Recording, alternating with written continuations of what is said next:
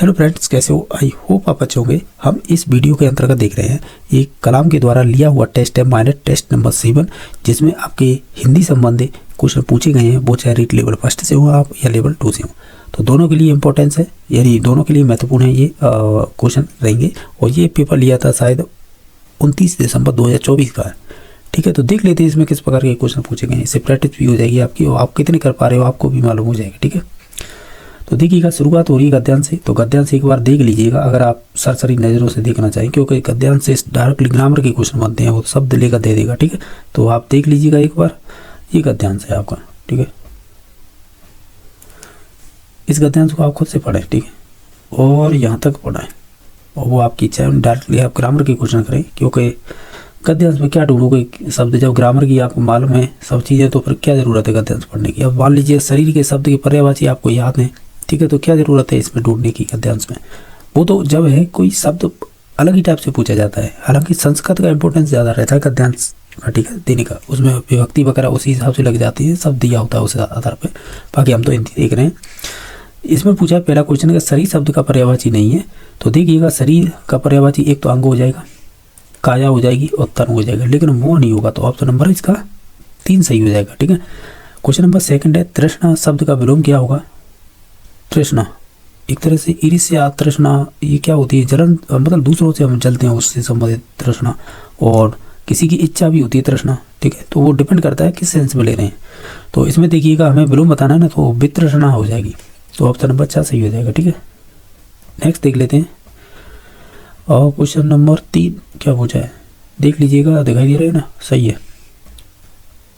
देखो, इच्छा का पर्यायवाची शब्द नहीं है, तो देखिएगा आकांक्षा, ये भी एक इच्छावाची का पर्यायवाची हो जाएगा, या मतलब इच्छा का पर्यायवाची हो जाएगा आकांक्षा, अभिलाषा, ये शब्द तो आपने पढ़े होंगे हिंदी में। और ईया, ये सभी है ना इच्छा के पर्यायवाची हैं। आतुर है, ये आपका नहीं हुआ, तो ऑप्शन नंबर 3 सही हो जाएगा। ये कह रहा है कि क्वेश्चन नंबर 4 होगा, उच्च शब्द का विलोम क्या होगा, अपोजिट है, तो उच्च का हो जाएगा निम्न, यानी जैसा पर्यायवाची पूछा जाए ना आपको वैसा ही आंसर देना है। ठीक है, इसमें नीच नहीं होगा। ठीक है, तो ऑप्शन नंबर 3 सही हो जाएगा। क्वेश्चन नंबर 5 है, ये तो रीड में पूछा हुआ क्वेश्चन है। ये कह रहा है कि आस्तीन का साफ होना मुहावरे का सही अर्थ क्या होगा, तो इसका मतलब होता है कि कपटी मित्र। ठीक है, तो ऑप्शन नंबर इसका 3 सही हो जाएगा। क्वेश्चन नंबर 6 है, कंगाली में आटा गीला लोकांक्ति का अर्थ क्या होता है, तो ये भी रीड में पूछा हुआ क्वेश्चन है। तो हम ये कहेंगे कि मुसीबत पर मुसीबत आना, सही है ना, तो ऑप्शन नंबर इसका तो सही हो जाएगा। क्वेश्चन नंबर 7 है कि इनमें से अर्धविराम सूचक चिन्ह कौन सा है, तो ऑप्शन नंबर 3 सही हो जाएगा ना, बिल्कुल सही है, क्योंकि 1 नंबर ऑप्शन में तो विस्मयादि बोधक चिन्ह दे रखा है, 4 नंबर में प्रश्नवाचक दे रखा है, और 2 नंबर में अल्प विराम दे रखा है, तो इस वजह से ऑप्शन नंबर 3 सही हो जाएगा। वाक्य के मुख्यतः कितने अंग होते हैं, हालांकि देखा जाए, देखिएगा ना तो इसमें अर्थ के आधार पर कुछ पूछा है, ना संरचना के आधार पर, वाक्य वगैरह के बारे में आपसे केवल ये पूछा है कि कितने अंग होते हैं। अगर देखा जाए तो 2 अंग होंगे, कौन कौन से होंगे, एक तो उद्देश्य होगा और एक विधेय होगा। यानी उद्देश्य का मतलब होता है कर्ता, जिसे इंग्लिश में कहेंगे सब्जेक्ट, और जो विधेय का मतलब होगा क्रिया, और इंग्लिश में कहेंगे इसे वर्ब। ठीक है, तो इस प्रकार इसका ऑप्शन नंबर 1 हो जाएगा। यानी ये कहना बाकी के मुख्यतः कितने अंग होते हैं, तो 2 होते हैं। अब देखना, मैं तो ये अगला आधार पर अपने पे बता रहा हूँ, हो सकता है इसके अलग प्रकार कुछ और हो। ठीक है, ठीक है, तो ऑप्शन नंबर 1 सही हो जाएगा। नेक्स्ट है 9 नंबर क्वेश्चन क्या है, इसमें पूछा है कि बाजार से 5 किलो लड्डू लेते आना, रेखांकित पद में कौन सा पदबंध है। हालांकि देखा जाए पदबंध हर वर्ष पूछा जा रहा है। देखिएगा, ये कह रहा है बाजार से 5 किलो लड्डू, यहाँ से अंडरलाइन हुई है, 5 किलो लड्डू लेते आना, तो रेखांकित पदबंध किससे संबंधित है। तो देखा जाए, देखिएगा कि जब हम पदबंध पढ़ते हैं ना, तो आप देखना मोस्टली तो ये होता है कि जिसके बारे में ज़्यादातर अंडरलाइन की होती है ना, उसी से हम सेंस निकालते हैं। बात कहीं किसके बारे में जा रही है, देखो क्रिया की कहीं पर विशेषता बताई नहीं जा रही है, ठीक है, ना क्रिया विशेषण की बात बताई जा रही है, और इसमें विशेषण शब्द आपको दिखाई नहीं दे रहा है कहीं पर, तो फिर हम संज्ञा पे जाएंगे ना, क्योंकि बाजार से 5 किलो लड्डू अपने आप में ही संज्ञा है, तो ये कितने लाए जा रहे हैं, 5 किलो, तो ये क्या हो जाएगा, संज्ञा पदबंध हो जाएगा। हालांकि पदबंध बहुत डिफिकल्ट बनते हैं, अगर आपने नहीं पढ़ी है तो ये। ठीक है, नेक्स्ट देख लेते हैं, फिर से आ गया कि गद्यांश। देखो, अब ये हमने जो क्वेश्चन किए थे पहले गद्यांश, वो 1 से लेकर 5 तक थे, उसके बाद ग्रामर के क्वेश्चन हुए। अब ये फिर से गद्यांश दे दिया गया जिससे 10 से लेकर 13 तक, इसी के आधार पर आपको क्वेश्चन पूछे जाएंगे। एक बार गद्यांश देखना चाहो देख लीजिएगा, बहुत बड़ा गद्यांश इसे पढ़ेंगे तो कम से कम 10 मिनट चली जाएंगे, तो आप डायरेक्टली क्वेश्चन कर लीजिएगा, ठीक है, वो आसान रहता है करना। अब देखिएगा, अब जैसे दृढ़ शब्द है वो इसका विलोम बताना है, ठीक है, तो इसका राइट आंसर हो जाएगा, देखो दृढ़ यानी एक तरह से ये कह सकते हैं यानी टिके रहना, एक जगह दृढ़ यानी दृढ़ इच्छा, इस प्रकार की आप जानते होंगे। तो इसका विलोम बताना है तो इसका मतलब हो जाएगा विचलित होना, ठीक है, तो ऑप्शन नंबर 1 सही हो जाएगा। और भी क्वेश्चन देखते हैं, जैसे कि 11 नंबर क्वेश्चन है ना, वो पूछा है अगर मेरे हाथों में तानाशाही सत्ता हो तो मैं आज ही विदेशी माध्यम के जरिए पढ़ने वाले हजारों लड़के लड़कियों की शिक्षा बंद कर दूं। मैं पाठ्य पुस्तकों की तैयारी का इंतजार नहीं करूंगा, वे तो माध्यम के पीछे पीछे चली जाएंगी। महात्मा गांधी ने यह कथन किसके संदर्भ में कहा था? तो इसके लिए आपको गद्यांश देखना होगा, ठीक है, तो इस प्रकार के शब्दों के लिए देख सकते हैं, बाकी जो ग्रामर आती है ना उसके लिए डायरेक्टली आप खुद कर सकते हैं, ठीक है। तो इसका ऑप्शन नंबर कौन सा हो जाएगा? जब गद्यांश पढ़ेंगे ना उसमें मिल जाएगा, ये राष्ट्र भाषा के संदर्भ में कहा गया था, तो ऑप्शन नंबर 2 सही हो जाएगा। क्वेश्चन नंबर आप देख पा रहे होंगे 12 नंबर, इसमें क्या पूछा है? इसमें पूछा है कि व्यक्ति शब्द का विलोम क्या होगा। अच्छा देखिएगा, अगर आप ध्यान से देखें, जैसे मान लीजिए महिला का किया, महिला का नहीं होगा, महिला का तो उल्टा करेंगे ना, यानी विलोम पुरुष होगा, ठीक है, और बाकी संपत्ति होगा नहीं, व्यक्ति शब्द का सही विलोम होगा तो वो समाज हो जाएगा, ठीक है, तो इसे भी काटिए, समाज भी नहीं होगा, समाज होगा, तो ऑप्शन नंबर 4 सही हो जाएगा। अच्छा ही क्वेश्चन पूछा ये तो। क्वेश्चन नंबर आपका 13 भाई का, उन्नति का पर्यायवाची शब्द क्या होगा? उन्नति तो हम ये कहेंगे, देखो उन्नति देखो प्रकाश तो होगा नहीं, जश्न भी नहीं होगा ना, इबादत होगा, तो ऑप्शन नंबर 1 सही होगा। ये डेवलपमेंट या प्रोग्रेसिव, ये सभी उन्नति के ही पर्यायवाची हो जाएंगे, यानी उन्नति का मतलब प्रोग्रेसिव होना एक तरह से, डेवलपमेंट का मतलब विकसित विकास करना, तो ये सिमिलर हो जाएंगे। क्वेश्चन नंबर नेक्स्ट है 14वां का, अर्थ के आधार पर वाक्य के कितने विध होते हैं? अर्थ के आधार पर 8 होते हैं, और रचना के आधार पर पूछे या संरचना के आधार पर पूछे तो वो फिर 3 हो जाते हैं, ठीक है। नेक्स्ट है कि वाक्य में जिसके विषय में कुछ कहा जाता है उसे क्या कहते हैं? तो फिर हम तो उसे उद्देश्य कहते हैं, यानी सब्जेक्ट के बारे में ही कहा जाता है।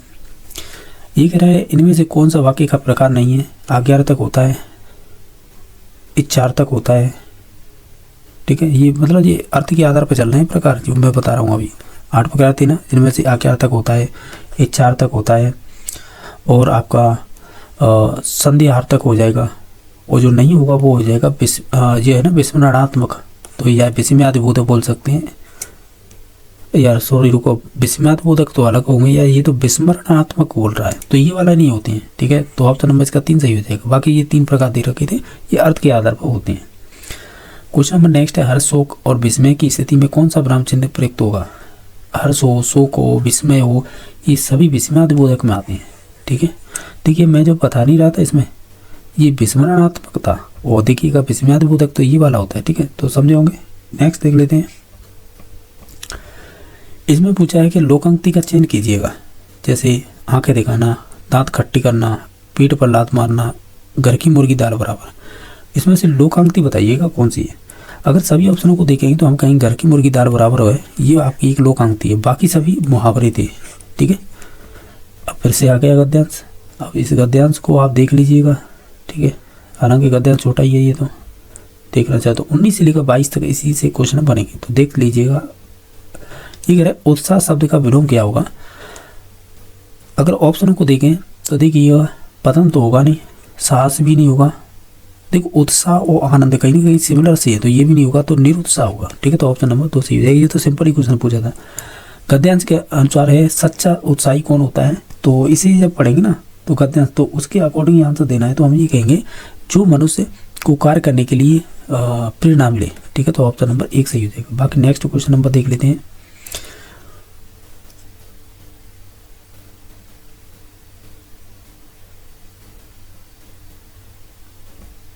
ये कह रहा है कि मुख्य शब्द का विलोम क्या होगा? मुख्य का ये बताइएगा। देखो मुख्य माने होता है मेन, या मेन कह दो इंग्लिश में, इसे प्राइमरी कह दो, ठीक है, और मुख्य का अगर विलोम पूछे तब हो जाएगा आपका गॉड, यानी गॉड का मतलब होता है दूसरा, या इसे ही कह सकते हैं सेकेंडरी इंग्लिश में, और गॉड तो है ही। अगर आपको ध्यान है, देखो मैंने करेक्ट कैसे किया है, वैसे तो मुझे याद था। अगर थॉर्नडाइक पढ़ा है ना आपने, तो थॉर्नडाइक ने 3 तो मुख्य नेम बताए थे और उसने 5 गॉड नेम बताए थे, समझ रहे हो ना। यानी मुख्य 3 नेम थे, गॉड आपके 5 थे, तो मैंने उससे सेंस करिए था, मतलब ऐसा भी हो सकता है, ठीक है। तो इसका ऑप्शन नंबर 2 सही हो जाएगा। क्वेश्चन नंबर नेक्स्ट है 22, आनंद शब्द का पर्यायवाची नहीं होगा। अगर आप सभी ऑप्शनों को देखें, देखो प्रमोद माने भी एक तरह से आनंद ही होता है या खुशी होना, हर्ष माने भी वही है हंसना ही, हंसना मीन्स प्रसन्न रहना। बाकी आह्लाद है, इसका भी मतलब वही है एक तरह से आनंद की अनुभूति होना। कुतूहल है, ये आपका पर्यायवाची नहीं हुआ किसका, आनंद का, तो ऑप्शन नंबर 6 सही हो जाएगा। क्वेश्चन नंबर 23 देख रहे होंगे, इसमें पूछा है कि दीपक सुबह से शाम तक पढ़ता है, रेखांक में पदबंध कहता है ये। अगर रीट 2018 दी हो, शायद लेवल 2 की बात कर रहा हूँ मैं, तो उसमें पदबंध संबंधवाचक पूछा था, उसमें तक शब्द आया था और वो शानदार क्वेश्चन पूछा था, अगर आपने ध्यान दिया हो या प्रीवियस के क्वेश्चन किए हो। लेकिन एक चीज़ ध्यान रखना, क्या रखना, कि यहाँ पे आपका संबंधवाचक नहीं होगा। क्यों नहीं होगा, अब देखें तो सुबह से शाम तक, तो ये कहीं ना कहीं क्रिया विशेषण पदबंध हो जाएगा, यानी क्रिया की विशेषता होता रहेगा, सुबह से लेकर शाम तक वो पढ़ता रहा, समझ रहे हो। तो इसका ऑप्शन नंबर 2 सही हो जाएगा। लेकिन एक चीज़ ध्यान रखना, जहाँ तक है तक शब्द आता है ना, वो हमेशा संबंधवाचक में आता है, ठीक है। या अब छोड़िएगा, वो आएगा जब देखेंगे क्वेश्चन, पर मैं बता रहा हूँ इसमें तो राइट आंसर हो जाएगा 2 नंबर ऑप्शन, ठीक है। नेक्स्ट देख लेते हैं, ये कह रहा है कि वाक्य विश्लेषण में उद्देश्य के अंतर्गत आएगा। उद्देश्य का मतलब तो कर्ता ही होता है ना, तो सही है, और विधेय होती तो क्रिया होती जाती। नेक्स्ट है कि इनमें से कौन आश्रित उपवाक्य का प्रकार नहीं है। तो जब आप पढ़ते होंगे संरचना या रचना के आधार पर 3 प्रकार, जैसे सरल वाक्य, संयुक्त और मिश्र, तो मिश्र के जो वाक्य होते हैं ना, वो आश्रित उपवाक्य होते हैं। तो इनमें से पूछा, इनमें से कौन सा आश्रित उपवाक्य का प्रकार नहीं है, तो ये प्रकार भी होते हैं, जैसे कि संज्ञा उपवाक्य हो जाएगा, विशेषण हो जाएगा, क्रिया विशेषण, लेकिन सर्वनाम नहीं होता है, ठीक है। तो ऑप्शन नंबर 3 सही हो जाएगा। ईद का चांद होना मुहावरे का सही होता है, मतलब मुहावरे का सही है तो होगा। तो हम ओवरऑल सभी ऑप्शनों को देखें तो हम कहें बहुत दिनों के बाद दिखाई देना, यही होगा, ठीक है। ये भी आपकी रीट में पूछा हुआ है। छछूंदर के सिर पर चमेली का तेल, लोकांगती का अर्थ है, ये रीट में पूछा हुआ क्वेश्चन है। इसका मतलब होता है अयोग्य व्यक्ति के पास है स्तरीय वस्तु होना, ऑप्शन नंबर 6 सही हो जाएगा। इसके बाद है नेक्स्ट क्वेश्चन देख लेते हैं। अब क्या उत्तम का हो जाएगा अदम, ठीक है। तो इस प्रकार इसका ऑप्शन नंबर 4 सही हो जाएगा। ये सरस्वती, जो हमारी सरस्वती है, शब्द का पर्यायवाची क्या होगा। अगर इन सभी ऑप्शनों को ध्यान से देखें, जो सरस्वती है वो वीणा धारा नहीं है, यहाँ पे तो वाणी दे रखा है सरस्वती, लेकिन हम सही है, सरस्वती जैसे कहते हैं ना, हमारी जीभ पर लक्ष्मी बैठी है, सरस्वती बैठी है, तो वो इसी से संबंधित है, ठीक है। तो वाणी हो जाएगा। बाकी सविता अलग चीज़ है, सुरलोक अलग है, विधि अलग है, ठीक है। तो ऑप्शन नंबर 1 ही सही हो जाएगा।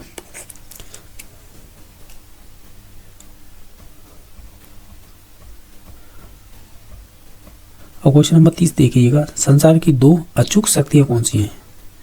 जब आप गद्यांश पढ़ेंगे ना, उसी के सेंस के आधार पर निकाल पाएंगे, वाणी और कर्म। अब नेक्स्ट क्वेश्चन नंबर ये पूछ रहा है कि अपेक्षा का विलोम क्या हुआ, उपेक्षा होगा, ठीक है। ऑप्शन नंबर 3 सही हो जाएगा। रचना के आधार पर वाक्य के कितने वेद हैं, तो मैंने बताया था 3 वेद होते हैं, और अर्थ के आधार पर पूछे तब 8 हो जाते हैं, ठीक है। वाह, देखो ये वाला चिन्ह है, इसे पकड़िएगा और सीधा आंसर लगाइएगा, बस इसकी तो बस एक ही पहचान है, समझ रहे हो ना। यानी ये वाह, अच्छा, यानी जो बंटर इस प्रकार के शब्द आते हैं ना, या ये चिन्ह को पकड़िएगा, ये चिन्ह होता है बेसिम्यादबोधक का, यानी वाह कितना सुंदर दृश्य है, इसका मतलब यही है कि ये बेसिम्यादबोधक वाक्य है। तो यही भी पूछा था कि ये वाक्य अर्थ की दृष्टि से कैसा है, बेसिम्यादबोधक। प्रकाश, अंकित और राकेश क्रिकेट खेल रहे हैं, तो वाक्य है, ये अच्छा क्वेश्चन है। कन्फ्यूजन करने के लिए क्या किया है कि राकेश एक कर्ता हो गया, दूसरा कर्ता ये हो गया, तीसरा ये हो गया, इन्हीं के अनुसार है आपकी क्रिया भी आई है बहुवचन की, ठीक है। तो आपको कन्फ्यूजन करने के लिए दिया हुआ है, हालांकि ये होगा साधारण वाक्य। इन तीनों सब्जेक्टों की क्रिया है वो एक ही है, समझ रहे हो ना, इस वजह से। बाकी इसमें मिश्र होगा नहीं, संयुक्त होगा नहीं, जटिल होगा नहीं। तो ऑप्शन नंबर, अरे यार ये क्या जब पेन वगैरह है उल्टा सीधा, एक होगा साधारण यानी सिंपल वाक्य। पहचान ये होती है साधारण वाक्य जिसमें एक तो उद्देश्य हो, एक विधेय हो, निश्चित तौर से साधारण वाक्य होता है। 35 नंबर क्वेश्चन है, मुंह से पूर्ण झरना मुहावरे का सही अर्थ क्या हुआ? इसका होगा मधुर बोलना।